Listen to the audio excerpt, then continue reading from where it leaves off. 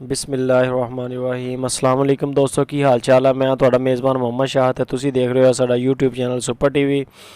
दोस्तों सब तो पहले तो साडे चैनल नूं करो सबसक्राइब ते बैल आइकन नूं करो प्रेस ताकि जिहड़ी भी वीडियो लाइए वीरां नूं ओहदी बर वक्त इतला मिले।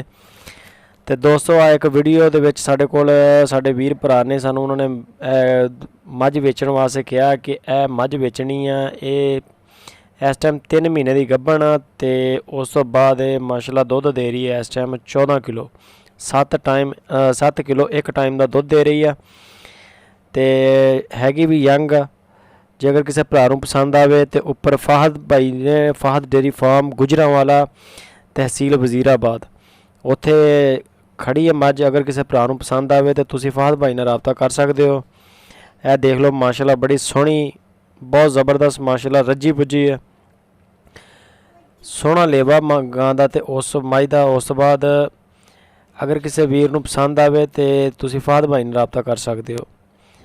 यह चेक करो निक्कियां निक्कियां सिंगियां गोल माशाल्लाह।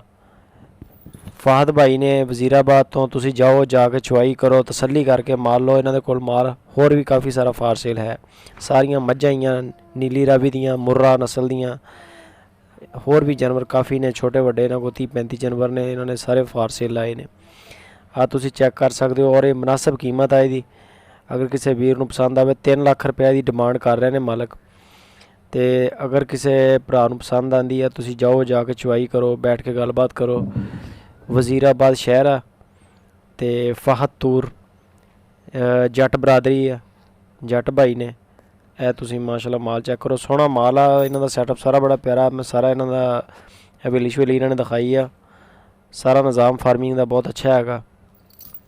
ठीक है दोस्तों वीडियो अच्छी लगे तो अपने दोस्तों फेसबुक व्हाट्सएप के ग्रुपों लाइक शेयर करो। लाइक तो कॉमेंट लाजमी करा करो।